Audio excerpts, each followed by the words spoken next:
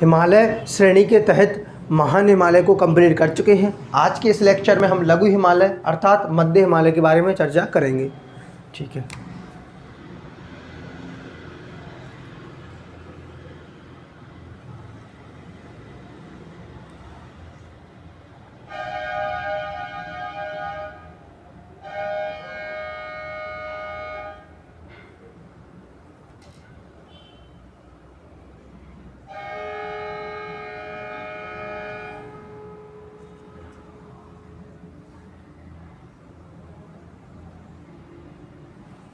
तो ये रहा आपके सामने भारत का मैप। तो हम जैसा कि हम जानते हैं भारत को हमने इधर हमारा कौन सा भारत था, इसे था हिमालय, इधर था ट्रांस हिमालय। ट्रांस हिमालय में 3 श्रेणियाँ थी, काराकोरम, लद्दाख और जास्कर। काराकोरम, लद्दाख और जास्कर, इनको हम कंप्लीट कर चुके हैं पहले लेक्चर में। फिर उसके बाद हमने हिमालय को, मुख्य हिमालय को 3 भागों में पढ़ा। इसे कहते हैं सर बृहद हिमालय, इसे कहते थे मध्य हिमालय, इसे क्या कहते थे, बृहद हिमालय, मध्य हिमालय,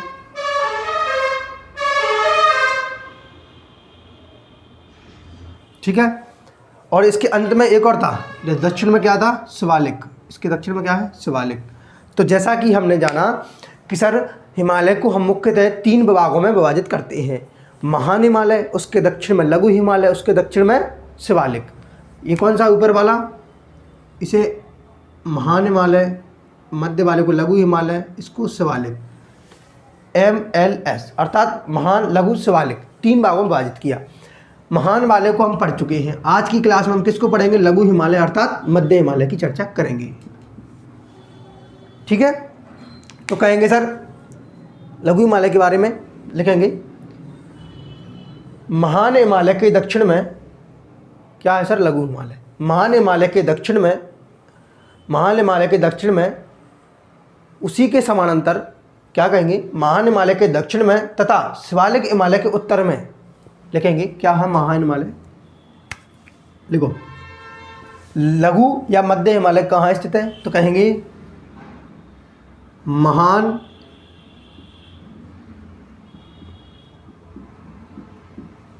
हिमालय के दक्षिण में तथा शिवालिक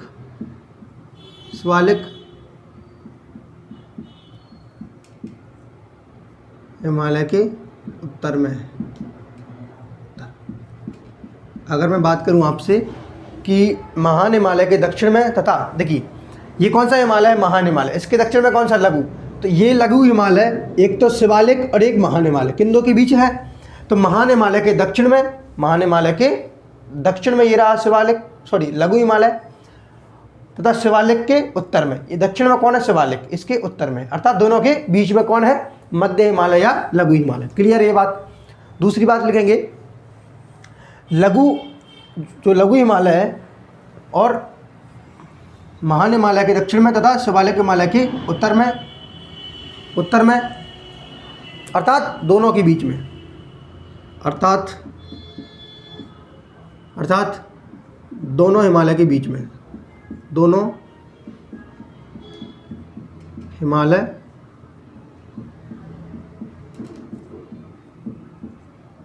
श्रेणियों के बीचों बीच।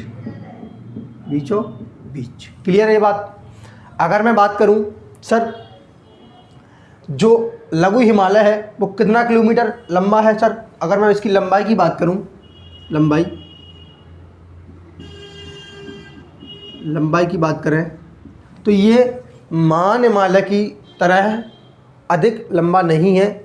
इसकी लंबाई लगभग 1200 किलोमीटर मान लो, कितनी, लगभग 1200 किलोमीटर है। अगर मैं बात करूं इसकी एवरेज हाइट, जैसे कि महान हिमालय की एवरेज हाइट थी 6000, लेकिन इसकी कम है थोड़ी सी। अगर मैं बात करूं इसकी हाइट अर्थात ऊंचाई की बात करूं, इसकी है 3500 से लेकर 4500 मीटर है। ठीक है सर। अगर मैं बात करूं सर इसकी चौड़ाई, तो इसकी चौड़ाई है अपनी हम अगर चौड़ाई की बात करेंगे तो इसकी चौड़ाई निकल के आती है 80 से 100 किलोमीटर। ठीक, क्लियर है। अगर मैं बात करूं कि जो लघु हिमालय है सर उसकी लंबाई कितनी है, तो 1200 किलोमीटर, चौड़ाई 3500 से 4500, सॉरी ऊंचाई 3500 से 4500, चौड़ाई 80 से 100 किलोमीटर। जैसा कि हम पता है जो महान हिमालय है अर्थात ग्रेटर हिमालय था उसकी एवरेज हाइट कितनी थी, उसकी एवरेज हाइट ही 6000, लंबाई कितनी थी उसकी सर 2500 और चौड़ाई कितनी थी लगभग 400। तो सोचिए आप, तो कम से कम मतलब कहने का ये है कि ग्रेटर हिमालय से तो इसकी हाइट ऊंचाई भी कम है, चौड़ाई भी कम है और लंबाई भी कम है, लंबाई भी कम है और चौड़ाई भी कम है। क्लियर है। चलिए अगर मैं बात करूं सर कि लघु हिमालय ग्रेटर हिमालय की तरह, क्या कहूँगा, लघु हिमालय ग्रेटर हिमालय की तरह निरंतर एवं क्रमबद्ध ना होकर, लघु हिमालय, ये है लघु हिमालय, लघु हिमालय, लघु हिमालय ग्रेटर हिमालय की तरह, ये देखिए इस प्रकार ये श्रेणी है बृहद हिमालय अर्थात महान हिमालय। ये कौन सा हिमालय है, महान हिमालय। फिर उसके बाद है ये है लघु हिमालय, उसके दक्षिण में कौन है, शिवालिक, उसके दक्षिण में कौन है, शिवालिक। तो मेरा कहने का मतलब ये है, ये कौन सा है, शिवालिक हिमालय, शिवालिक। तो मैं कह रहा हूँ कि सर लघु हिमालय महान हिमालय की तरह क्रमबद्ध ना होकर जगह जगह कटा फटा है। कैसा है, जगह जगह कटा फटा है। ऐसा क्यों है सर, ऐसा इसलिए है क्योंकि महान हिमालय से निकलने वाली असंख्य नदियों ने, महान हिमालय से निकलने वाली असंख्य नदियों ने इसको जगह जगह काट दिया है। महान हिमालय से निकलने वाली असंख्य सारी नदियों ने इसको क्या कर दिया है, जगह जगह काट दिया है। लिखेंगे लघु हिमालय, लघु हिमालय महान हिमालय की तरह, महान हिमालय की तरह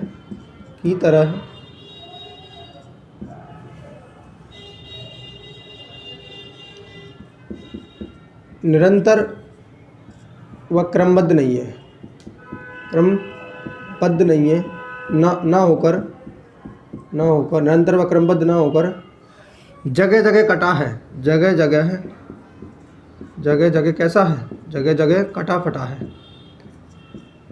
कटा फटा है। क्लियर है। क्यों है सर ऐसा नदियों के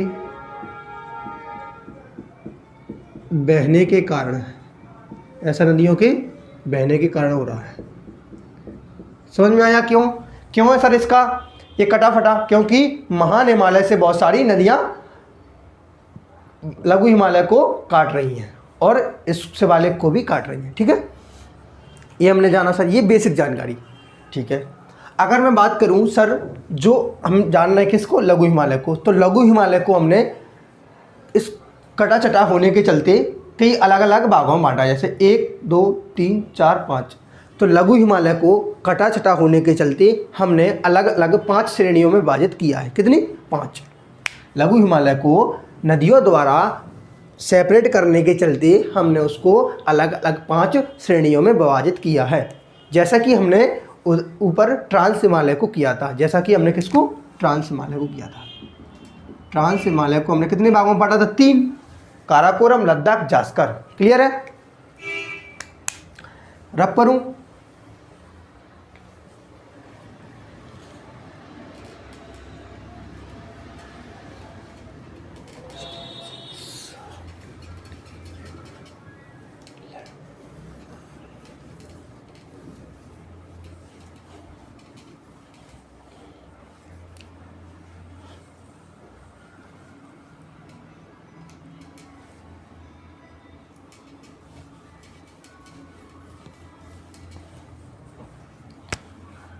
जैसे सर 1 2 3, 4 और 5। मैंने लिखा है सर कि लघु हिमालय को उसके कटने के चलते, लघु हिमालय को उसकी नदियों द्वारा सेपरेट अर्थात कटने के चलते हमने अलग अलग 5 श्रेणियों में विभाजित किया है, जिसमें प्रथम श्रेणी को कहते हैं हम पीर पंजाल श्रेणी। इसे कहते हैं हम पीर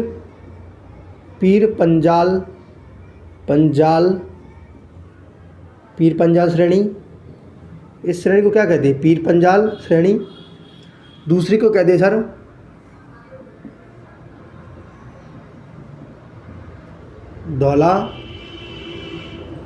धौलाधार श्रेणी। तीसरी श्रेणी को हम कहते हैं सर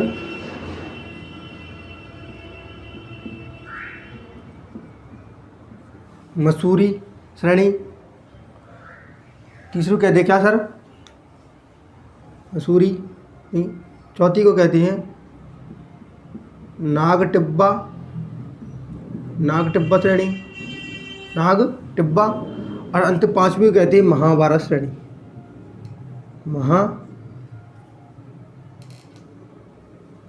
महाभारत श्रेणी। अंतिम को क्या कहते हैं सर हम? महाभारत श्रेणी।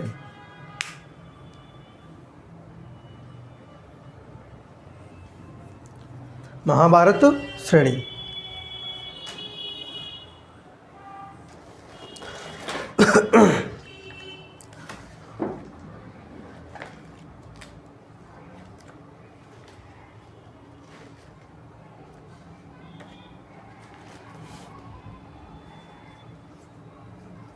तो अगर हम बात करें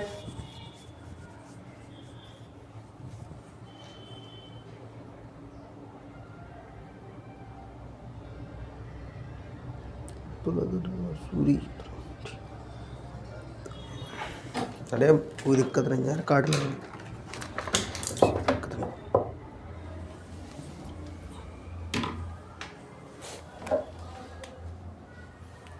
सर मैं बात करूं कि हमने इसको कितने भागों में विभाजित कर लिया सर? 5। पीर पंजाल, धौलाधर, मसूरी, नागटिब्बा, महाभारत। नागटिब्बा और महाभारत। अगर मैं बात करूं ऐसा क्यों किया गया सर? क्योंकि सर ये हमें सेपरेट प्रतीत होता है। अगर मैं बात करूं पीर पंजाल श्रेणी की, तो पीर पंजाल श्रेणी कितने भागों में विभाजित किया सर? 5। पीर पंजाल, धौलाधर, मसूरी, नागटिब्बा, महाभारत। प्रथम बात करेंगे हम पीर पंजाल की। अगर मैं आपसे बात करूं पीर पंजाल श्रेणी की, तो पीर पंजाल श्रेणी सबसे बात तो ये है किस राज्य में पड़ती है सर? ये जम्मू कश्मीर में। किस में आती है? पीर पंजाल श्रेणी जम्मू कश्मीर में आती है। पहला बिंदु क्या है? पीर पंजाल श्रेणी जम्मू एंड कश्मीर में आती है। दूसरा बिंदु ये निकल के आएगा जम्मू कश्मीर थोड़ा सा किस में आती है? लद्दाख में। थोड़ा हल्का सा, ज़्यादा नहीं, हल्का सा लद्दाख में आती है। ठीक है। दूसरी बात निकल के आएगी कि पीर पंजाल श्रेणी इन सभी श्रेणियों में सबसे लंबी है। सभी श्रेणियों में सबसे लंबी है। सभी श्रेणियों में सबसे कैसी है? लंबी श्रेणी है। इन सभी श्रेणियों में सबसे लंबी है। तीसरा बिंदु ये निकल के आएगा इसी पीर पंजाल श्रेणी के तहत, अगर मैं कह सकता हूँ सर कि लघु हिमालय की सबसे पश्चिमी श्रेणी कौन सी है? इसी के सामने लिख सकता हूँ सबसे पश्चिमी श्रेणी है। सबसे पश्चिमी श्रेणी है। ये भी बात सही है सर। अगला लिखा है धौलाधर श्रेणी। तो सर धौलाधर श्रेणी कहाँ पे जाती है? धौलाधर श्रेणी का विस्तार धौलाधर श्रेणी में हिमाचल प्रदेश में मिलती है। कहाँ पर? हिमाचल प्रदेश में देखने को मिलती है। ठीक है सर। दूसरी बात ये है धौलाधर श्रेणी का विस्तार कहाँ है? हिमाचल प्रदेश में। ठीक है सर। और इसके बारे में क्या बताएंगे सर? आगे बात करेंगे। मसूरी की बात करें तो मसूरी कहाँ पड़ता है? ये उत्तराखंड राज्य में। मसूरी कहाँ है? उत्तराखंड राज्य में पड़ता है। इसी प्रकार नागटिब्बा भी कहाँ है सर? ये भी उत्तराखंड राज्य में। कहाँ पे है ये भी उत्तराखंड में है सर। और मैं आपसे बात करूँ महाभारत रेंज की, ये कहाँ पड़ती है? ये पड़ती है नेपाल में। महाभारत रेंज कहाँ पड़ती है? नेपाल में। यहाँ पर कन्फ्यूज करने वाली एक बात है, जहाँ महाभारत लिखा है बच्चे सोचेंगे भारत के नाम से है तो ऐसा लग रहा है महाभारत, फील हो रहा है कि भारत की होगी। नहीं, ये श्रेणी हमें पड़ती है नेपाल में। ये गलती मत करना, ये पड़ती है कहाँ पे? नेपाल में। ये बात सही है? ये कहाँ पे पड़ती है? नेपाल में। ठीक है सर। तो अगर मैं बात करूँ कि सर जैसा कि हमें पता है, हमने लघु हिमालय को कुल 5 श्रेणियों में विभाजित कर दिया है। उसमें से सबसे पश्चिमी श्रेणी है पीर पंजा श्रेणी। इसमें बहुत सारी विशेषताएं, जैसे कि कश्मीर, ये कहाँ पड़ता है? कश्मीर में। पीर पंजा श्रेणी का विस्तार किस राज्य में है? कश्मीर और लद्दाख में है। ये कैसी श्रेणी है? सबसे लंबी श्रेणी है, अर्थात इसकी लंबाई सर्वाधिक। इन सभी में सर्वाधिक लंबाई वाली श्रेणी है पीर पंजा श्रेणी। तीसरा लिखा है सबसे पश्चिमी श्रेणी है। क्लियर है तीनों बातें? दूसरा लिखा है धौलाधार श्रेणी, तो धौलाधार श्रेणी का विस्तार हिमाचल प्रदेश में है। तीसरा है मसूरी, मसूरी कहाँ पड़ती है? उत्तराखंड में। चौथा है नागटिब्बा, नागटिब्बा कहाँ है? उत्तराखंड में। महाभारत कहाँ है? नेपाल में। तो ये सारी की सारी जानकारी क्लियर है, तो आगे चलें। अगर सारी जानकारी क्लियर हो तो कुछ आगे चले। ठीक है, चलो यही समझते थोड़ा सा, समझना। अगर मैं आपसे कहूँ सर, अगर मैं आपसे बात करूँ, चलो आगे चलते, कोई दिक्कत नहीं, क्लियर करते हैं।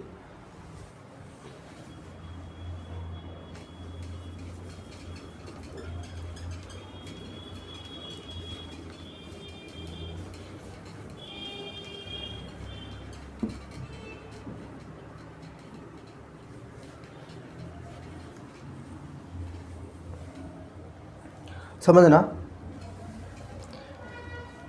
जैसे उत्तर में क्या है सर?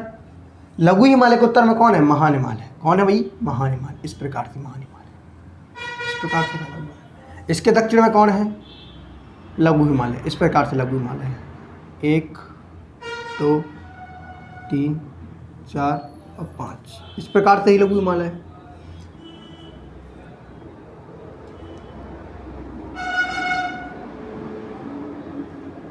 इस प्रकार से लघु हिमालय फैला हुआ है। महान हिमालय, ये कौन सा हिमालय है? महान हिमालय के दक्षिण में क्या है? लघु हिमालय। ये कौन सा हिमालय है? लघु हिमालय या मध्य हिमालय। तो समस्या क्या हो रही है? मैं आपसे कह रहा हूँ कि सर महान हिमालय के दक्षिण में लघु हिमालय, उसको अलग अलग श्रेणियों में विभाजित किया गया है। इन दोनों पर्वतों के बीच में बहुत सारी घाटियाँ पाई जाती हैं। बहुत सारी क्या मिलती है हमें? बहुत सारी घाटियाँ देखने को मिलती हैं। जैसे मैं बात करूँ आपसे, जैसे जम्मू एंड कश्मीर में भी एक घाटी है, उसका नाम है कश्मीर घाटी। उसका नाम क्या है? कश्मीर घाटी। यहाँ से यहाँ तक में एक घाटी मिलती है हमें देखने को, उस घाटी को कहते हैं हम कश्मीर घाटी। इधर कौन सी घाटी है?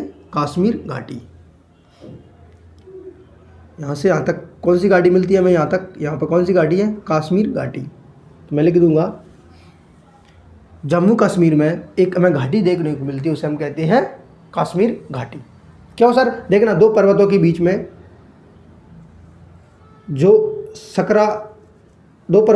में जो निचला स्थल होता है, अर्थात जो दो पर्वतों के बीच में जो धरातल में स्थित जो सकरा स्थल होता है, उसे हम घाटी कहते हैं। क्या कहते हैं? घाटी कहते हैं।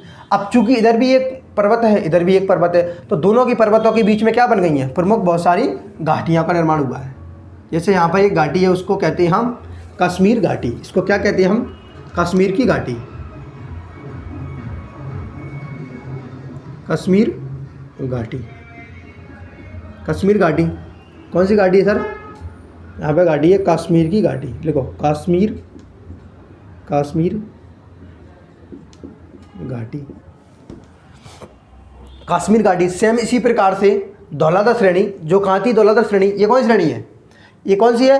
पीर पंजा श्रेणी। तो पीर पंजा श्रेणी, इस श्रेणी का नाम क्या है भाई? देखना, समझने का प्रयास करें। इस श्रेणी को हम क्या कह रहे थे पहले? अभी पढ़ाया मैंने, इसको कह रहे थे हम पीर पंजाल श्रेणी। पीर पंजाल श्रेणी। इसी पीर पंजाल श्रेणी के तहत, ये पीर पंजाल श्रेणी अर्थात पीर पंजाल श्रेणी और महान हिमालय के मध्य पीर पंजाल श्रेणी और महान हिमालय के मध्य एक घाटी मिलती है, जिसे हम क्या कहते हैं? कश्मीर घाटी। तो लिख देंगे, इसके मध्य क्या मिलती है? कश्मीर घाटी। कश्मीर घाटी। तो कश्मीर घाटी के पहला बिंदु ये निकल के आता है सर कि कश्मीर घाटी चूंकि यहाँ पे है, कहाँ पे है, यहाँ पे है। कश्मीर घाटी किन दो पर्वतों के बीच है? तो मैं कह सकता हूँ पीर पंजाल श्रेणी, जो किसका भाग है, लघु हिमालय का भाग है, और महान हिमालय के मध्य। लिख देंगे पीर पंजाल और महान हिमालय के मध्य, और महान हिमालय के मध्य, महान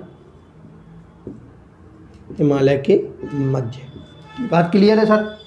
दूसरा बिंदु ये निकल के आता है, आगे चले सर। सेम इसी प्रकार से यहाँ कौन सी श्रेणी है? धौलाधर श्रेणी। ये कौन श्रेणी है? इसे कह रहे थे हम धौलाधर श्रेणी। ये कहाँ है? जम्मू एंड कश्मीर में। इसी प्रकार कश्मीर घाटी भी कहाँ होगी? जम्मू कश्मीर में होगी। कश्मीर घाटी कहाँ पे होगी? जम्मू कश्मीर में होगी। जम्मू कश्मीर में होगी। इसके बारे में और जानते हैं पहले। जम्मू कश्मीर में, कश्मीर घाटी कहाँ पे होगी? जम्मू कश्मीर में होगी। ठीक है। यहाँ पे एक नदी बहती है, उसका नाम क्या है? झेलम। इसी घाटी में एक नदी बहती है, उसका नाम झेलम नदी। झेलम नदी बहती है सर यहीं से क्या बहती है? झेलम नदी। यहाँ पे सर बहुत सारे क्या पाए जाते हैं? इस घाटी में बहुत सारे मैदान पाए जाते हैं, जिनको हम जम्मू कश्मीर में मर्ग कहते हैं। इन मैदानों को, घास मैदानों को, यहाँ पे बहुत सारे घास मैदान पाए जाते हैं, जिन्हें हम क्या कहते हैं? जम्मू कश्मीर में मर्ग कहते हैं। मर्ग। जैसे जम्मू कश्मीर में गुलमर्ग और सोनमर्ग। और क्या? सोनमर्ग फेमस है। और मैं बात करूं, यहाँ पे सर बहुत सारी झीलें पाई जाती हैं, जैसे कि जम्मू कश्मीर में बूलर झील। जम्मू कश्मीर की बूलर झील। इसी क्रम में मैं बात करूं, यहाँ पर बहुत सारे क्या मिलते हैं हमें? बहुत सारे करेवा के मैदान मिलते हैं। सर क्या है ये? करेवा के। इसी कश्मीर घाटी में हमें बहुत सारी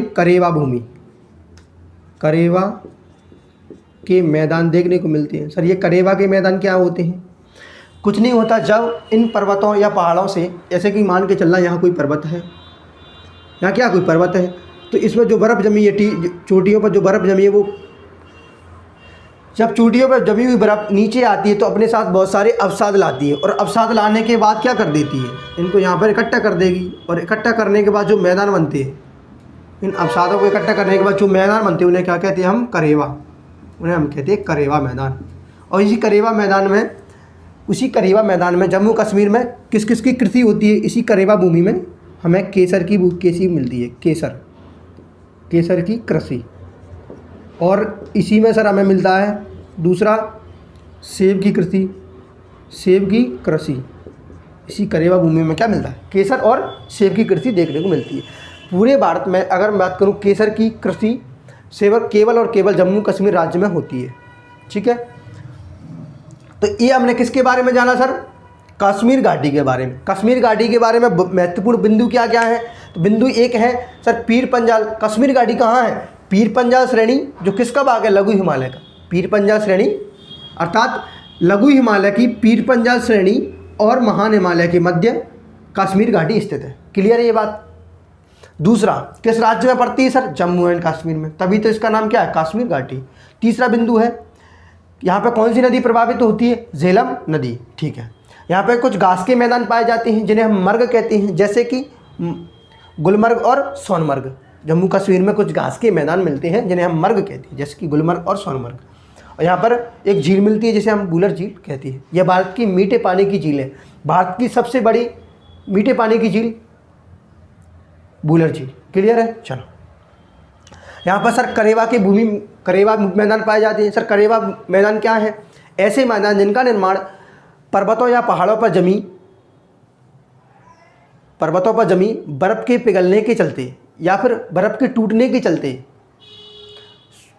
चलते मैदानों में आ जाना, और आने के बाद अपने साथ अवसाद, मिट्टी, कंकड़, बालू लेकर आना, और उन पर क्या कर देना? मैदानों में जमा कर देना, जिन पर बाद में कृषि हो जाती है। जैसे उसमें क्या कृषि होती है? केसर की कृषि और सेब की कृषि, वो की महत्वपूर्ण है। पूरे भारतवर्ष में अगर हम बात करें, केसर मात्र जम्मू एंड कश्मीर में होती है। आपको जानते हैं 1500 रुपये की डिब्बी आदि, छोटी सी, बहुत महंगी होती है केसर। आगे चले, अगली श्रेणी है धौलाधर श्रेणी। तो मैं धौलाधर श्रेणी की बात करूं, ये श्रेणी कहाँ है, ये श्रेणी कहाँ है, हिमाचल प्रदेश में। मैं अभी बता चुका हूँ आपको, हिमाचल प्रदेश में। और धौलाधर श्रेणी और महान हिमालय, ये कौन सा हिमालय है, महान हिमालय। तो धौलाधर श्रेणी और महान हिमालय के मध्य कुछ घाटियाँ पाई जाती हैं, कुछ प्रमुख घाटियाँ पाई जाती हैं, इनको हम जानते हैं। धौलाधर श्रेणी के मध्य कुछ घाटियाँ पाई जाती हैं।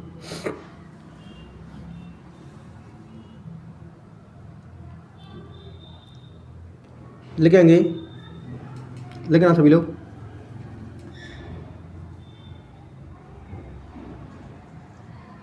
लिखेंगे हिमाचल प्रदेश में, हिमाचल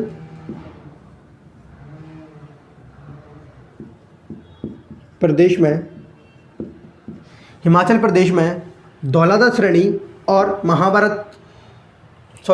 हिमाचल प्रदेश में धौलाधर और महान हिमालय के मध्य कुछ घाटियाँ मिलती हैं। धौलाधर श्रेणी और महान हिमालय के मध्य हिमाचल प्रदेश में कुछ घाटियाँ मिलती हैं। किस किस के मध्य है, धौलाधर श्रेणी और महान हिमालय के मध्य। धौलाधर श्रेणी चूंकि किसका भाग है, लघु हिमालय का, यहाँ लिखने की आवश्यकता नहीं है, आप जानते हैं, ठीक है। मध्य क्या पाई जाती है, कुछ घाटियाँ पाई जाती हैं, घाटियाँ।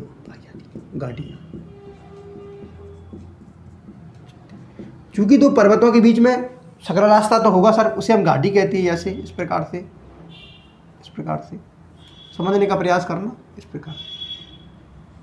ये क्या है सर, ये घाटी है, ठीक है। जैसे हिमाचल प्रदेश में धौलाधर और महान हिमालय के मध्य बहुत सारी घाटियाँ पाई जाती हैं। जैसे मैं बात करूं, जैसे प्रमुख घाटियों में एक थे सर कुल्लू की घाटी, दूसरी है कांगड़ा घाटी, तीसरी लाहौल घाटी और स्पीति घाटी। ये प्रमुख घाटियाँ हमें देखने को मिलती हैं। क्लियर है ये बात। अगर मैं बात, कितनी घाटियाँ सर, 1 2 3 4, ये बहुत फेमस घाटियाँ हैं, ठीक है। उसमें से मैं आपसे बात करूँ, जो कांगड़ा घाटी है, कांगड़ा कैसी घाटी है, नमन घाटी है, कांगड़ा नमन घाटी है। और कुल्लू कैसी घाटी है, अप स्पीति। कुल्लू कैसी घाटी है, अप स्पीति। बस आप तो याद रखना, कांगड़ा नमन घाटी है, कुल्लू अप स्पीति घाटी है, ठीक है। अगर ज़्यादा जानना है तो मैं आपको बता देता हूँ, जब दो पर्वत अलग होते हैं तो दरार बनती है। जब जो पर्वत अलग होंगे तो क्या बनेगा, दरार बनेगी। अब जब दरार बनती है और जब पर्वत दो अलग होंगे तो क्या बनेगी, दरार बनेगी। दरार बनने ये मान के चलना, और उसी के समानांतर, उसी के क्रम में इस प्रकार कोई घाटी है तो नमन घाटी है, और कुछ इस प्रकार से कोई घाटी है, ये पर्वत हैं दो, एक पर्वत दो पर्वत, ये दोनों अलग हुई तो दरार बनी। अगर इनके समानांतर इस प्रकार से कोई घाटी है तो उसे हम कहेंगे नमन घाटी। अगर इस क्रम में घाटी है कोई, अर्थात लंबवत घाटी को क्या कह रहे हैं, लंबवत घाटी को क्या कहते हैं, लंबवत घाटी को कहते हैं हम नमन घाटी, और इस प्रकार की घाटी को, क्षैतिज घाटी को हम कहते हैं अप स्पीति घाटी। ज़्यादा बुद्धि नहीं लगाना, काम हो जाएगा, ठीक है। अगला कौन है यहाँ पर, उत्तराखंड में भी दो है। एक कौन सी श्रेणी थी सर, एक थी मसूरी श्रेणी, दूसरी थी नाग टिब्बा। तो इन्हीं के मध्य में एक घाटी मिलती है हमें, जिसे कहते हैं फूलों की घाटी। उत्तराखंड में फूलों की घाटी। तीसरा कौन सा सर, उत्तराखंड में हमें फूलों की घाटी देखने को मिलती है। इसकी बात करेंगे सर थोड़ा सा।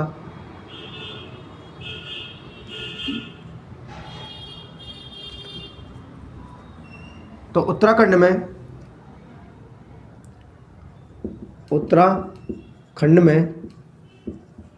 महान हिमालय और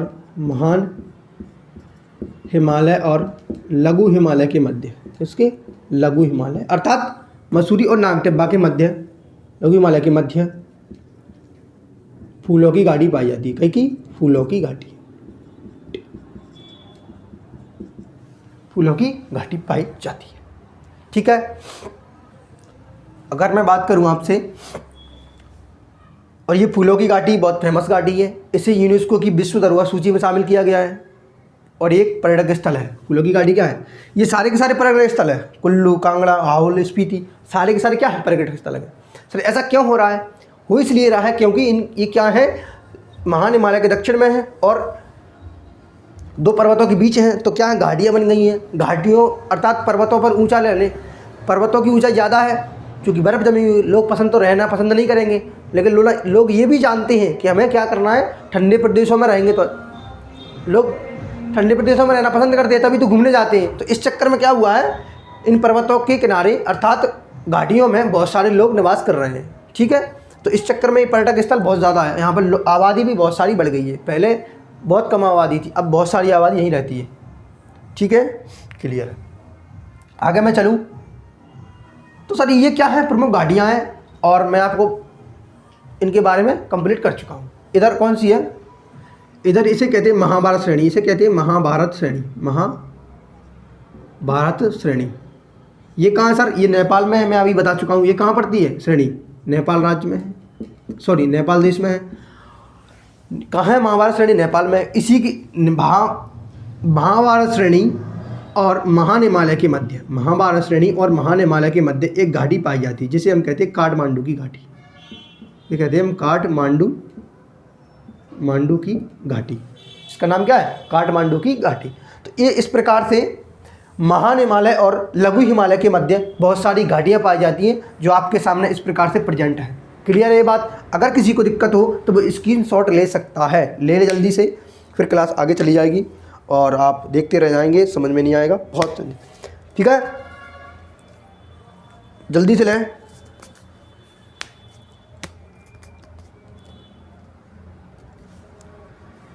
ठीक है।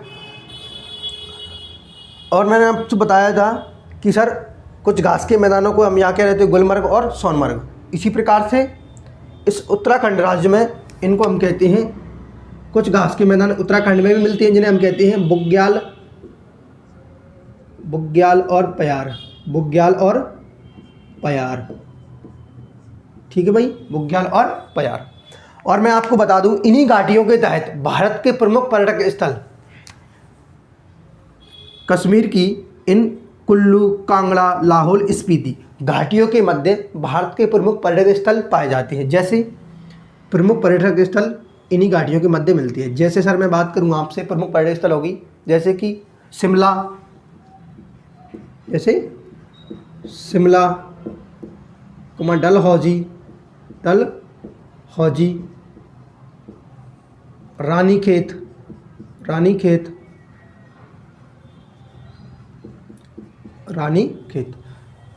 बहुत सारे हैं। तो आप समझ पा रहे हैं कि नहीं? तो इस प्रकार से ये घाटियाँ मिलती है। अगर मैं बात करूं आपसे, अगर मैं आपसे बात करूं कि सर इधर ही हमें क्या मिलता है, इधर ही हमें मिलता है पश्चिम बंगाल तरफ दार्जिलिंग की पहाड़ियाँ हैं, इसी हिमालय के मध्य मिलती हैं। तो बहुत सारी चीज़ें तो ये हमने जाना सर। और मैं आपको बता दूं, ये आपके सामने क्या है, लघु हिमालय की संपूर्ण जानकारी है। इसमें से अधिकांश चीज़ें हम पढ़ चुके हैं। सामान्यतः यहीं से क्वेश्चन बनते हैं एग्ज़ाम में, इससे बाहर लगभग कुछ आता है नहीं। तो आप इनको एक बार देख लें, स्क्रीनशॉट लेना, स्क्रीनशॉट ले लें, जो भी करना जल्दी करें। क्लियर है?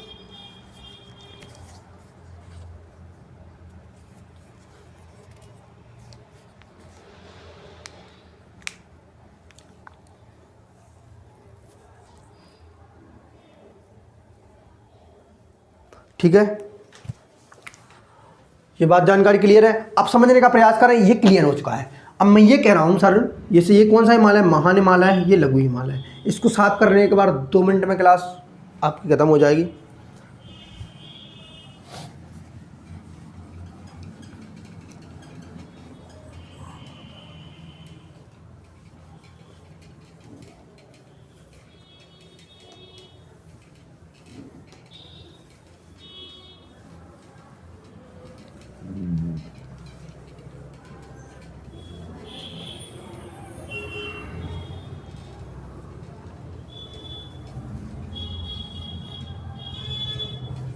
समझें ज़रा। मैंने कहा सर हिमालय को हमने 3 श्रेणियों में विभाजित किया है। महान हिमालय, सर लघु हिमालय, ये कौन सा हिमालय? महान, लघु हिमालय, एक और है शिवालिक हिमालय। ये हिमालय की 3 श्रेणियाँ हैं, जिसे कह रहे हैं हम ऊपर वाली को महान हिमालय, लघु वाली को लघु हिमालय या फिर मध्य हिमालय। अभी हमने ये हेडिंग डाली है आपके सामने। दूसरा है शिवालिक, शिवालिक आज हम कंप्लीट कर चुके हैं सर। देखिए पिछली क्लास में महान हिमालय पढ़ चुके हैं, आज हम कंप्लीट कर चुके हैं लघु या मध्य हिमालय को। अगर मैं बात करूं आपसे सर, जब 2 पर्वत, मुझे एक बात बताना, पूरे के पूरे हिमालय का निर्माण हमें पता है, पूरे हिमालय का निर्माण कैसे हुआ है सर? कुछ नहीं है, इंडियन प्लेट एक तरफ क्या थी? एक तरफ थी यूरेशियन प्लेट, एक तरफ क्या थी? इसे कह रहे थे हम यूरेशियन प्लेट। एक तरफ कौन थी? Indian plate. एक तरफ थी सर यूरेशियन प्लेट, एक तरफ थी कौन? Indian plate. और इन दोनों के टकराने से ही क्या बना? हिमालय बना। ये हमें जानकारी है सर, बहुत बढ़िया जानकारी है। मैंने आपसे कहा यहाँ पे कौन था? एक सागर था, एक कौन था? सागर था। इसका नाम था तेथिस सागर। इसमें क्या थे? अवसाद थे। अवसाद कैसे थे? क्योंकि सर बहुत सारी नदियाँ इसमें अवसाद डाल रही थी समय समय पर, और ये पट गया था, अर्थात ये छिलछला सागर बन चुका था। जब ये दोनों टकराए तो क्या बना? हिमालय। अब मुझे बताइए, इसमें अवसाद थे तो पूरा का पूरा हिमालय कैसा होगा? अवसादी चट्टानों से निर्मित होगा। कैसा होगा? अवसादी चट्टानों से निर्मित होगा। और मैंने आपसे ये कहा, तभी तो हमने कहा था अभी जो क्या नाम है उसका लघु हिमालय है वो कटा फटा क्यों है? क्योंकि जब उत्तर महान हिमालय से नदियाँ बहकर आ रही थी तो लघु हिमालय में जब आई तो उसको काट दिया। कैसे? क्योंकि चूँकि अवसादी चट्टानें हैं, मुलायम चट्टानें, इसलिए आसानी से कट गया। ठीक है, अगर मैं आपसे कह रहा हूँ सर, ये बात मेरी जानने की समझना, मैं ये बात कर रहा हूँ कि हिमालय का निर्माण क्रम से हुआ है, अर्थात पहले ट्रांस हिमालय बना, फिर महान हिमालय बना, फिर लघु हिमालय बना, फिर शिवालिक। तो ये क्रम जारी रहा सर। तो इस क्रम में मैंने कहा पहले कौन बना? ट्रांस हिमालय। ये बना पहले ट्रांस हिमालय। दूसरा नंबर 1 इसका रहा, नंबर 2 इसका, नंबर 3 इसका, नंबर 4 इसका। इस क्रम में हिमालय बना। एक क्रम से बना। तो क्रम से चलते कि बनते हुआ कि जब पहले महान हिमालय का निर्माण हुआ होगा तो कुछ समय बाद क्या हुआ होगा? बीच में एक वो बनाई हुई दरार। जैसे महान हिमालय का निर्माण हुआ, अब किसका हुआ? लघु का। तो ये दोनों सटे होंगे आपस में, तो बीच में ऐसा सेपरेट दरार तो बनी होगी जिससे फील होगा कि दोनों अलग अलग है। तो इसे हम कह रहे थे, कल हम चूँकि हम जान चुके थे इसके बारे में। सर समझे बात मैं क्या कह रहा हूँ कि महान हिमालय और लघु हिमालय और शिवालिक और ट्रांस, इन सभी का निर्माण अलग अलग काल पीरियड में हुआ। अगर काल पीरियड में हुआ होगा तो जब ये हिमालय बना महान हिमालय, तो उसके बाद लघु बना। तो बनने के बाद क्या हुआ होगा सर? ये दोनों बने होंगे तो बीच में क्या हुआ होगा? ये दोनों, जब ये बन गया तो दूसरा बना, दूसरा बना उससे लगा होगा, तो बीच में दरार तो बनी होगी। तो उस दरार या संरचना को हम क्या कहते हैं? तो इसे कहते हैं हम, अर्थात महान हिमालय और लघु या मध्य हिमालय के बीच जो दरार या संरचना है उसे हम कहते हैं, समझना बात, उसे हम कहते हैं मेन सेंट्रल